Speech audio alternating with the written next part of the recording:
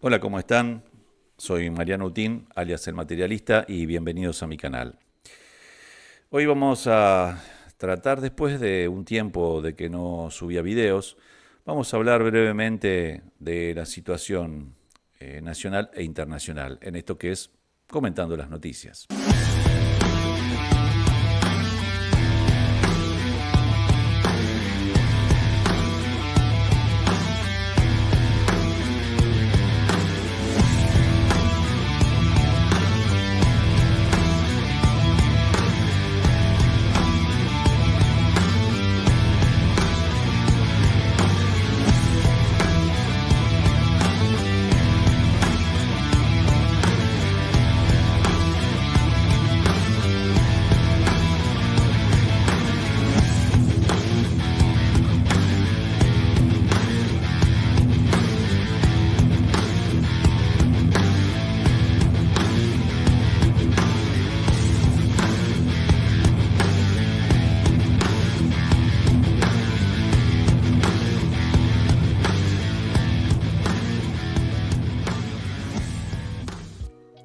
Bueno, como sabemos, la primera noticia, digamos, más impactante de la semana fue la irrupción de DeepSeek.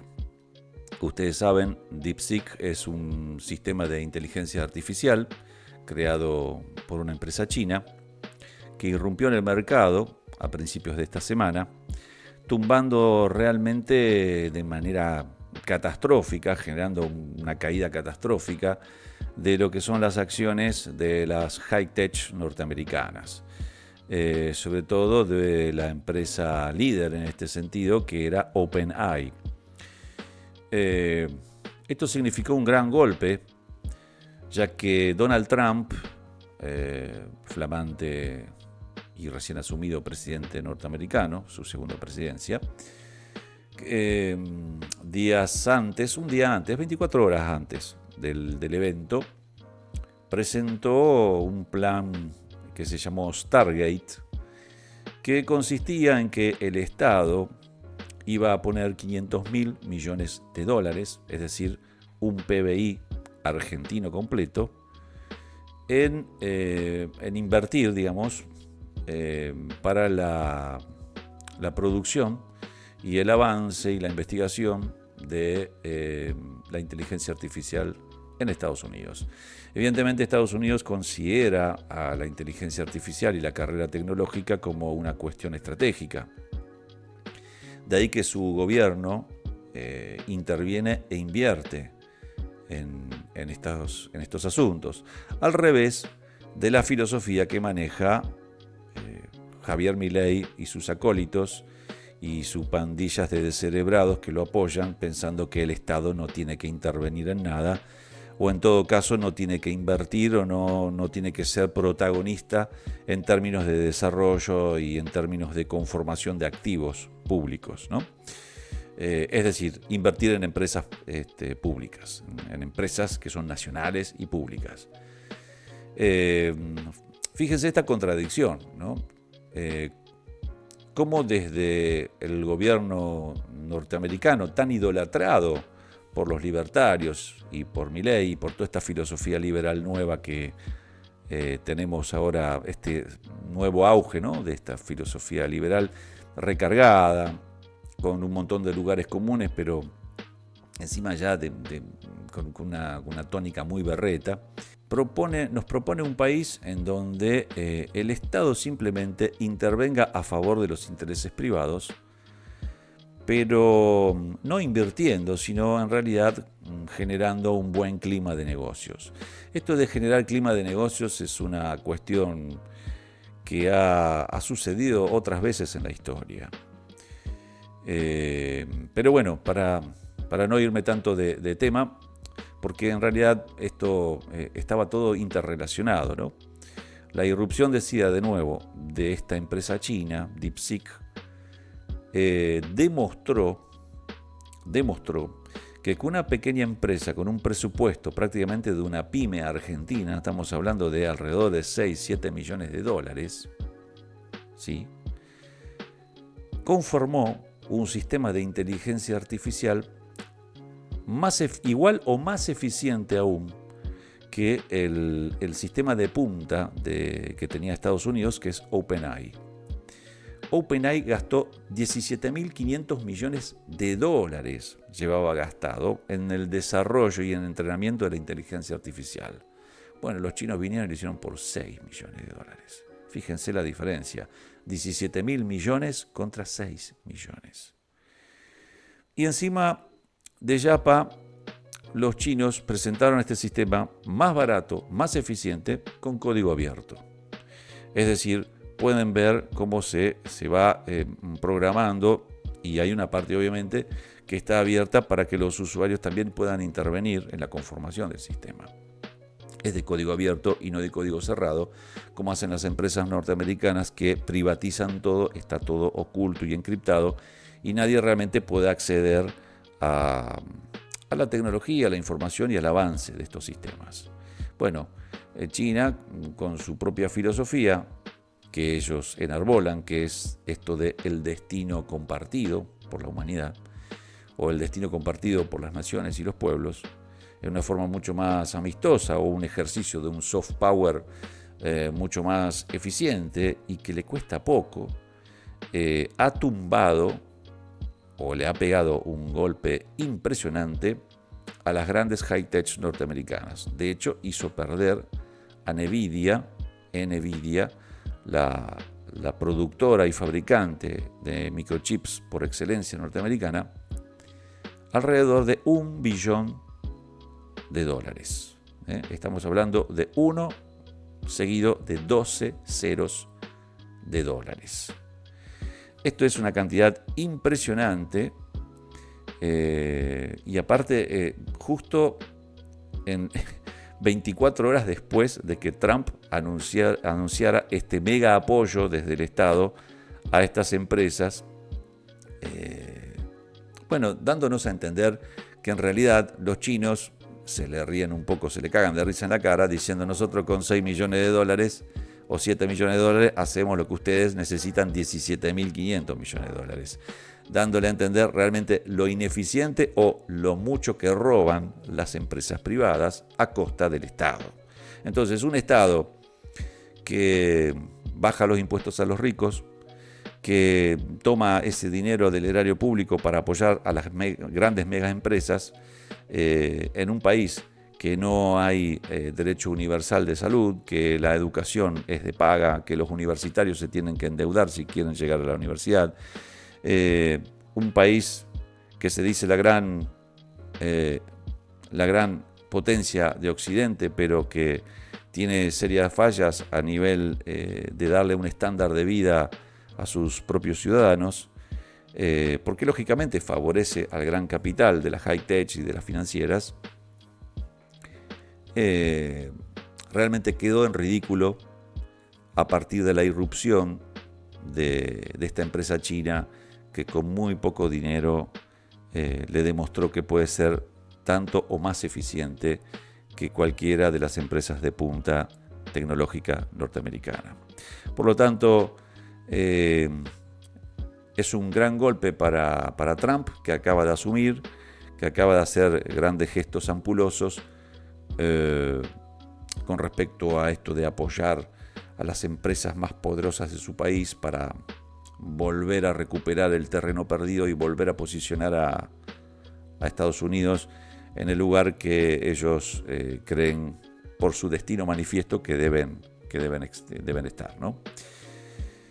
Esto también, a su vez, deja en ridículo bastante a todos estos liberbobos que no entienden realmente de qué va la cosa y que tienen por filosofía el libre mercado, la mano invisible, el orden espontáneo. Bueno, China es una economía altamente centralizada y planificada. Si bien tiene este juego dialéctico de centralización y descentralización, no vamos a entrar en detalle, pero bueno, en China gobierna el Partido Comunista, algo odiado y aborrecido por los libertarios, ¿no? un partido comunista que viene teniendo una planificación sistemática con planes quinquenales, en donde entiende que hay cuestiones elementales como la propiedad del suelo. La propiedad del suelo en China es propiedad estatal. Una economía que, si bien es en un 30 y en un 40% estatal, ese 30-40% son sectores estratégicos. E incluso el sector privado es un sector que tiene que seguir los lineamientos básicos que formula el partido. Un gobierno altamente tecnificado, ya que usan la racionalidad científica para su planificación.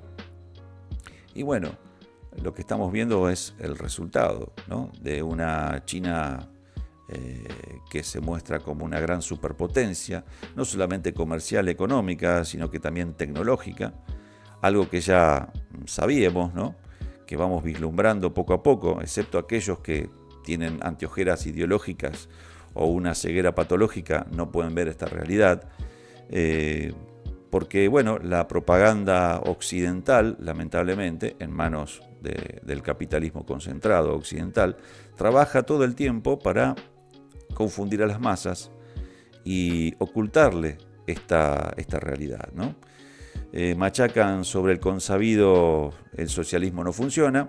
Socialismo, un sistema económico y social que se niega a desaparecer. Un sistema que fracasó en absolutamente todos los lugares donde se implementó. Pero China se ve que de manera tosuda está demostrándoles que el socialismo con características chinas, el socialismo con características propias, nacionales, obviamente está funcionando y cómo. De hecho, la gran mayoría de todas las cosas que usamos, todas las cosas que son manufacturas, están hechas en China. Y esto no es casual. Pero para no monopolizar el tema, el programa de hoy, digo, esta emisión de hoy con la cuestión china, lo que ha sucedido la semana pasada es muy sintomático. Milei ha ido a Davos a dar su discurso anual, a codearse con lo que él considera sus propios héroes, los grandes empresarios. Pero evidentemente, como no tiene mucho para llevar, para mostrar, no tiene grandes glorias para llevar, porque bueno, acá en Argentina los medios adictos pueden pintar que la realidad es color rosa y que va todo viento en popa. Presentan un superávit fiscal trucho, en donde simplemente figuran todos los números positivos, pero ni siquiera figuran los devengados. Ellos saben en el fondo, porque pueden engañar al pueblo a partir de la prensa, total, acá cualquiera dice cualquier cosa y no hay consecuencias de nada, pero no pueden engañar a los que realmente saben de números, saben de inversiones y saben de economía, que son los que mueven realmente el dinero en el mundo. Entonces, como no había mucho para mostrar, había que distraer. Esto es una cosa típica, ¿no? Cuando uno carece de algo, tiene que intentar llevar, digamos, la atención hacia otro lado. Pues bien, lo que hizo Milei fue desgranar un discurso en contra de la izquierda indefinida, básicamente, ¿no? Uno la engloba ahí, pero específicamente se la tomó con los colectivos LGTB, etcétera, ¿no? Generando, obviamente, es como cuando uno juega al básquet o al fútbol, ¿no? Llevándose la marca, ¿no? La idea es llevarse la atención de las masas y del pueblo trabajador hacia estas cuestiones de discusiones de género, de respeto, de derechos adquiridos, etcétera, etcétera, que fueron, bueno, valga la redundancia, adquiridos en los gobiernos reformistas. Pero claro, esto es así porque no tiene realmente un basamento material fuerte como para mostrar. Los números no le dan bien. De hecho, las reservas, pero no las reservas netas, sino las reservas dibujadas que tienen con los swap, etc., perforó los 30.000 millones de dólares, con lo cual eso generó el encendido de las alarmas del gobierno. Por lo tanto, el Toto Caputo se tuvo que bajar del avión que iba a Davos porque tuvo que negociar de emergencia con el sector del campo. Ustedes saben, el sector del campo es el sector por excelencia que exporta, por lo tanto, exportar significa meter dólares en la economía. Es el dueño de los dólares, ¿no? Tanto como el sector financiero como el sector energético, que todavía ese sector energético no está explotando, ¿no? Entonces, el sector histórico de este país que ingresa dólares es el campo. Muy bien, por orden evidentemente de Milei o por propio sentido común, porque decir que Milei gobierna es un poco una exageración. Milei hace como que gobierna, pero en realidad gobierna los factores de poder económico en el país, y Caputo es el representante, junto con Sturzenegger, los dos grandes representantes de los factores económicos. Bien, se bajó del avión para negociar con los sectores del agro, los sectores del campo. ¿Y qué hizo? Lo mismo que hizo Massa. Lo mismo que hizo Massa en el final del gobierno de Unión por la Patria, el gobierno ese de Fernández, un gobierno mal logrado, que naufragó en esa vorágine inflacionaria y en esa vorágine de apriete que hizo el fondo y los factores económicos de poder que ahogaron a ese gobierno, ¿no? Un gobierno pusilánime, inmóvil, sin decisiones políticas fuertes, con un presidente totalmente groggy, sobre todo al final del mandato, que realmente no tuvo una actitud de imponerse sobre los factores de poder, ¿no? Repito esa frase de la cantata de los Puentes Amarillos de Luis Alberto Spinetta, que dice: no vengan. Yo me río porque sé que esta vena hippie mía a Cristina no le gusta. Pero alguno de ustedes tendrá esa misma vena conmigo, así que... Un presidente muy débil de carácter, con una ideología lábil, ni siquiera fue un pragmático, simplemente fue, digamos, un presidente, por ser amables, lábil, pongámosle lábil, ¿no? No quiero entrar en la puteada como hace otro pelado. Vos no podés ser más hijo de puta, Alberto Fernández, porque no te pudieron parir 2 veces. Que dice muchas verdades, así que le mando un saludo acá, si me está viendo, o si me ve alguno de ellos. Pero bueno, porque la puteada ya es una cosa de él, yo no voy a entrar en ese lenguaje, ¿no? No porque tenga una cuestión moral o ética de ningún tipo, o tapujo moralino, simplemente no es el estilo. Lo que hizo este gobierno fue hacer lo que le criticó al gobierno de Massa: darle el dólar soja, un dólar especial. ¿Para qué? Para tentar a estos sectores a que liquiden un poco de dólares para darle un poco de oxígeno. Ustedes saben, lo que hay ahora es, desde el punto de vista, no hay un plan económico. En realidad, el plan económico es anclar el dólar y anclar los salarios. El gobierno ya anunció que no va a homologar aumentos de sueldos que vayan más allá del 1%. De hecho, lo que hizo con el dólar fue lo mismo. Anunció que el crawling peg, es decir, la pequeña devaluación que va a ir haciendo, o la sobrevaloración del dólar paulatina, va a ser del 1% mensual. Esto es anunciarle a los especuladores que pueden seguir tranquilos con su festival y que el dólar va a estar quieto y que puedan seguir haciendo la bicicleta financiera. Esto no es la primera vez que se instala en la Argentina la bicicleta financiera. Esto se ha hecho con Martínez de Oz, se inauguró ahí con Martínez de Oz, se siguió después con Menem y la Alianza, también se generó en el gobierno de Macri y ahora, como no podía ser de otra manera, en el segundo tiempo, en el gobierno de Milei. ¿En qué consiste la bicicleta financiera? La vamos a explicar de manera muy sencilla, muy simple. Hoy tuve que dejar la patineta para agarrar la bicicleta, porque voy a explicar qué es la bicicleta financiera, cómo hacer negocios con la bicicleta financiera. Bien.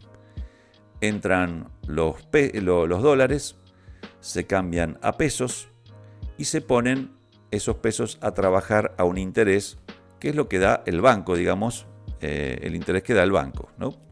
El banco en este momento, a través del Banco Central, está dando 30-35% anual.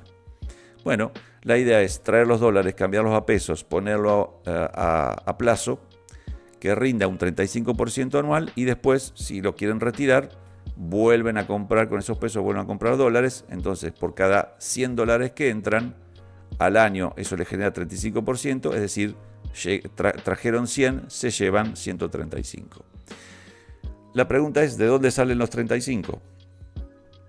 Bueno, salen del ajuste de ustedes, mis queridos chichipíos, diría Tato Bores.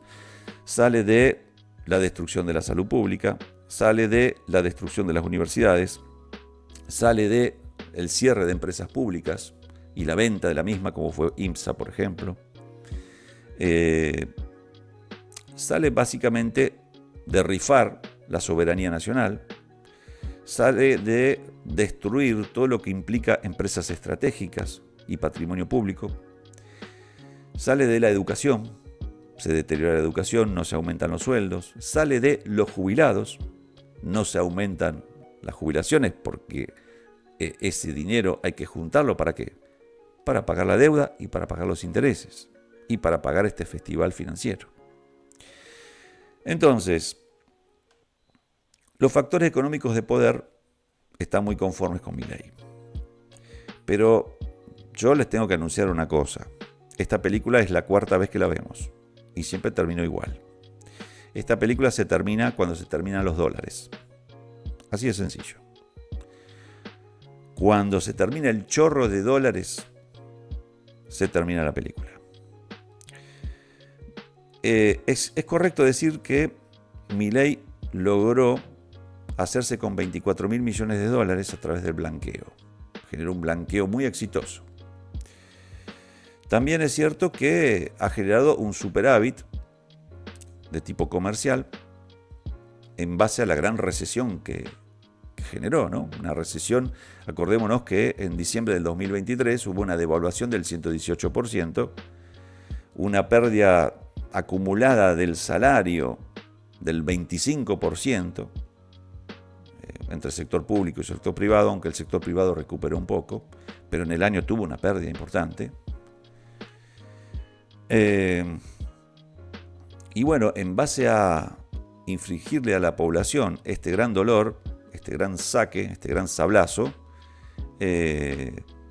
bueno, se va manteniendo a flote, ¿no? Pedaleando,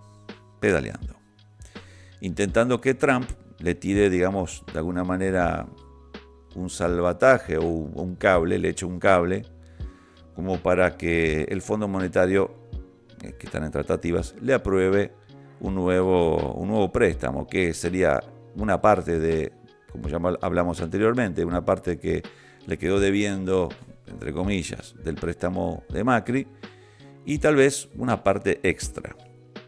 Lógicamente esto es seguir solventando la fiesta de algunos pocos, que son los que hacen el negocio, grandes empresas que invierten a partir del régimen de grandes inversiones, que fue el RIGI, con lo cual no van a tener que tener obligaciones de pagar impuestos y se van a poder llevar la plata a partir del tercer año, si quieren no dejan ni un centavo. O sea, el RIGI es tremendo, es terrible.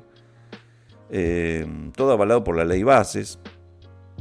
Es decir, lo que se hizo en este año 2024 que pasó, tal vez no dimensionamos todavía porque no estamos viendo las consecuencias totales. Muchas veces estos planes, estas políticas, recién se empiezan a percibir con mucha fuerza en el segundo o tercer año de gobierno. Pero para ese entonces, ya está, la prensa ya no lo apoya más, lo empieza a criticar, hace la gran Clarín, ¿no? Los primeros 2 años, cuando los periodos presidenciales duraban 6, los primeros 2 años apoyaban, los segundos 2 años eran neutrales y los últimos 2 años destruían a crítica al gobierno, para disciplinar al que viene. Bueno, este es el esquema del capitalismo periférico dependiente de nuestro país. Un país que puede ser una potencia de mediano tamaño. Hoy por hoy no le da para ser gran potencia porque tenemos apenas, llegamos arañando los 50 millones de personas. Estamos entregando el patrimonio público de manera escandalosa, entregamos los ríos, entregamos las comunicaciones, entregamos empresas estratégicas de alta tecnología, como es la mencionada IMSA, como es también ARSAT. No pensamos en términos estratégicos. Y pensar en términos estratégicos es vernos en el espejo de las potencias que realmente se precian como tal, ¿no? Se visualizan a sí mismas como tal. Es innegable que para ser una gran potencia se necesita un Estado que planifique. Pero, a ver, el Estado en realidad siempre está planificando, ¿no? Milei es un tipo que dice que es un topo que viene a destruir el Estado desde adentro, lo cual no es cierto. Milei lo que hace es planificar desde el Estado, pero en función de sus mandantes, la gente que lo puso ahí.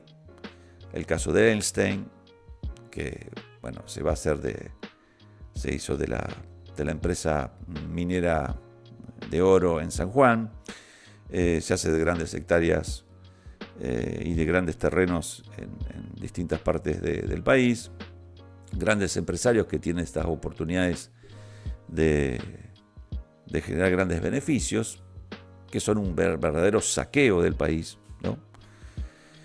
Y en eso está la planificación. Digamos, Sturzenegger está planificando el desguace de la patria.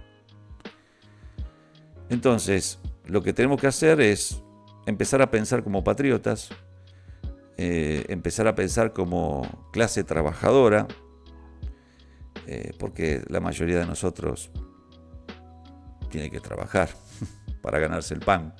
No somos rentistas ni grandes empresarios.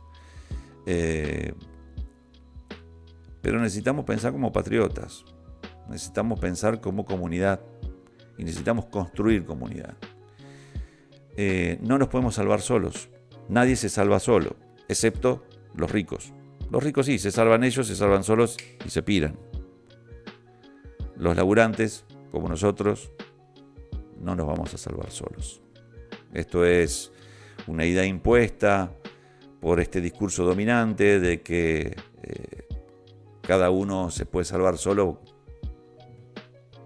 con una motito repartiendo pizzas. No nos vamos a salvar solos así.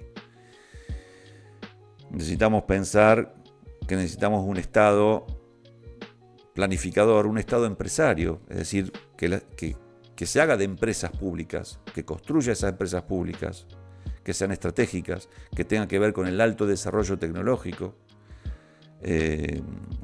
con la industrialización. Necesitamos un plan de industrialización intensivo en áreas estratégicas, necesitamos recuperar los ríos, necesitamos tener una marina mercante, necesitamos tener un sistema polimodal de transporte que tenga que ver con lo que es el transporte en tierra, en río, en mar, en aire, porque eso hace a la soberanía y hace a los costos. Si no pensamos en términos de costos, si no pensamos en términos de desarrollo industrial, si no pensamos en términos de una industria compartida incluso con los estados-nación hermanos del bloque continental, del bloque iberoamericano, es imposible salir del pozo en que nos tienen sometidos. Donald Trump vino para intentar recuperar lo que la burguesía norteamericana perdió en estos últimos 40 años en manos de las potencias orientales, ¿no? Del Lejano Oriente. Viene a recuperar un poco el terreno de lo que ocurrió, esa sangría de deslocalización de empresas que se iban de Estados Unidos hacia el Lejano Oriente, donde se le daban condiciones mucho más amigables para la reproducción de capital. Porque hay que tener en cuenta una cosa, el capital no tiene patria. El capital, su patria es, yo siempre digo, su cuenta bancaria, su billetera, su bolsillo, porque el capital, su razón de ser es reproducirse y acumularse a mayor escala posible y en el menor tiempo posible. Es decir, el capital es plata que necesita hacer más plata. Y para eso necesita bajos costos y una situación de estabilidad. Así que, evidentemente, lo que generó las potencias del Lejano Oriente, hoy los grandes dragones del Lejano Oriente, y con China a la cabeza, fueron condiciones que realmente eran incontestables desde el punto de vista de Occidente. Occidente se pensó que si se quedaban con el conocimiento, con el know-how, como dicen ellos, y con las finanzas, con eso le bastaba. Y no, lo que realmente pesa es la producción industrial, la economía real, tangible, material. En ese sentido, China generó una política muy inteligente y propició la deslocalización de grandes empresas que se fueron a asentar a China. De esa manera logró esa gran explosión de desarrollo de fuerzas productivas, que hicieron que hoy por hoy China sea la primera potencia mundial comercial, financiera, económica, tecnológica, industrial y en camino de ser también militar. Porque no nos olvidemos que todo ese desarrollo de fuerzas productivas puestas también en función del desarrollo militar, evidentemente la ecuación le va a dar que van a ser la primera potencia también militar. Si ya no lo es, en poco tiempo lo será. No nos dejemos llevar por los números en términos de presupuestos militares. Un país puede tener un alto presupuesto militar, pero puede ser altamente ineficiente. El ejemplo es lo de DeepSeek de nuevo, y ahí volvemos al principio. Una empresa de inteligencia artificial que genera los mismos niveles de eficiencia o mayores que las empresas norteamericanas, siendo su presupuesto infinitamente menor.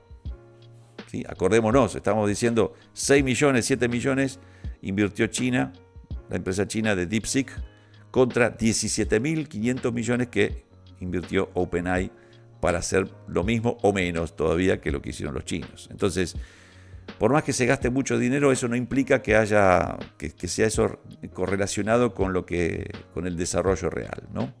Lo mismo dicen, bueno, Estados Unidos tiene X cantidad de portaaviones, los astilleros chinos pueden hacer 7 veces la producción de lo que hacen los astilleros norteamericanos, con mucho menor dinero y con una eficiencia mucho mayor. Entonces, ojo con hablar de los presupuestos generales o de los presupuestos nominales, porque eso no implica eficiencia, ¿sí? A la hora de mostrar resultados. Bien, para ir cerrando, estamos en un año electoral. Evidentemente ya se han puesto en función toda la pirotecnia, pues se están calentando motores. Hay una oposición, digamos, cuando hablamos de la cuestión electoral, nosotros decimos que realmente el pueblo argentino se está dando cuenta cada vez más que la partida no se juega dentro de esa pecera, que es la pecera liberal, esa pecera liberal burguesa electoral.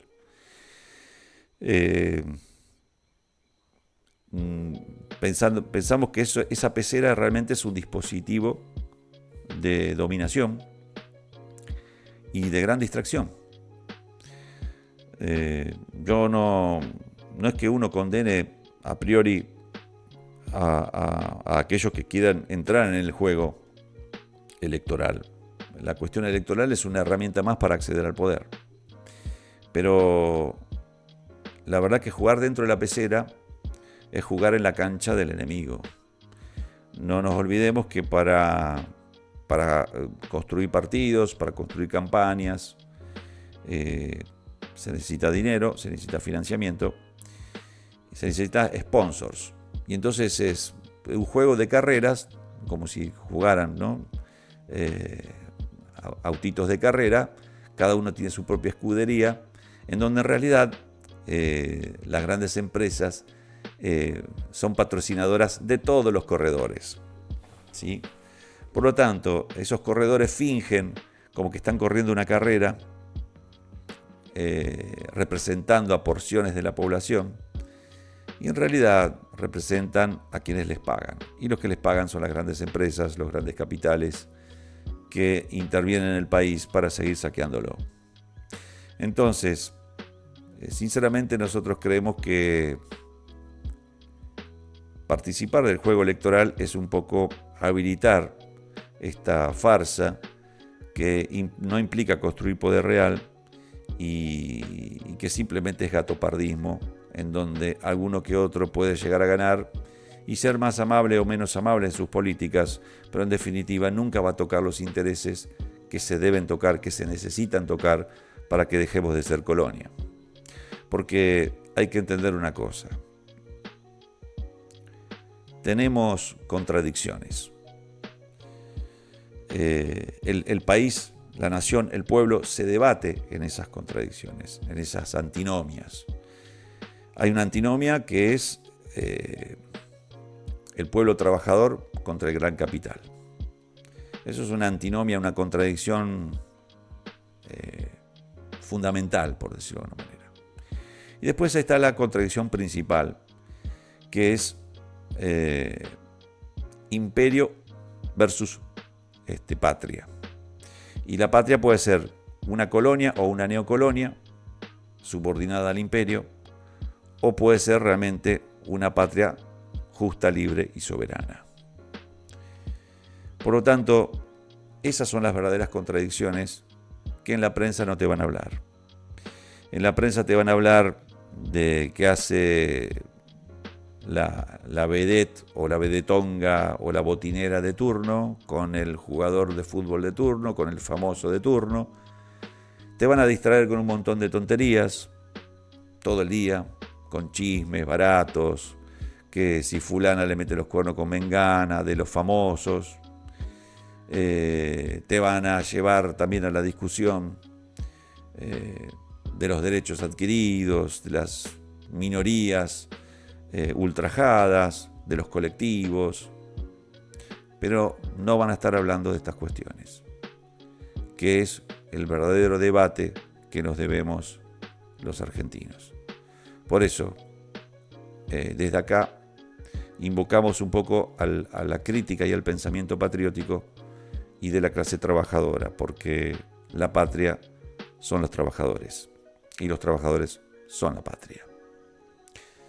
Que tengan buenas noches, buenos días, buenas tardes y intentemos reflexionar sobre estas cuestiones. Gracias por estar.